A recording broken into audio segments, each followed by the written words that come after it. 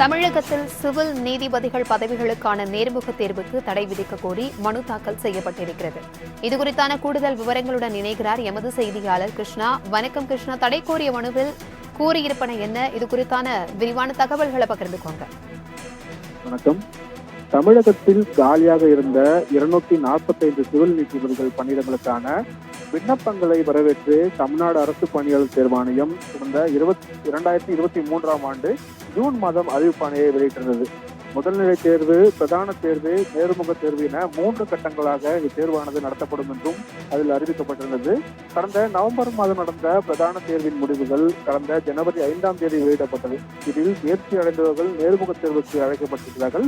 பின்னர் இந்த நிலையில் பிரதான தேர்வின் விடைத்தாள்கள் திருத்தும் பணி முறையாக மேற்கொள்ளப்படவில்லை என குற்றம் சாட்டி நேர்முக தேர்வுக்கு தடை விதிக்க வேண்டும் என பிரதான தேர்வில் பங்கேற்ற விண்ணப்பதாரர்கள் சென்னை உயர்நீதிமன்றத்தில் வழக்கு தொடர்ந்திருக்கிறார்கள்.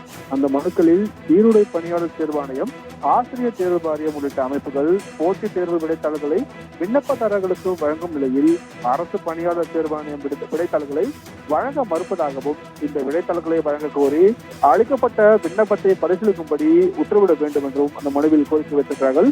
இந்த வழக்கை விசாரித்த நீதிபதிகள் மகாதேவன் மற்றும் நீதிபதி முகமது ஷபீக் அடங்கிய அமர்வு இந்த மனுவிற்கு பதிலளிக்கும்படி தமிழ்நாடு அரசு பணியாளர் தேர்வாணையத்திற்கும் சென்னை உயர்நீதிமன்ற தலைமை பதிவாளருக்கும் உத்தரவிட்டு வழக்கின் விசாரணையை தள்ளி வைத்திருக்கிறார்கள். பிரபாவதி.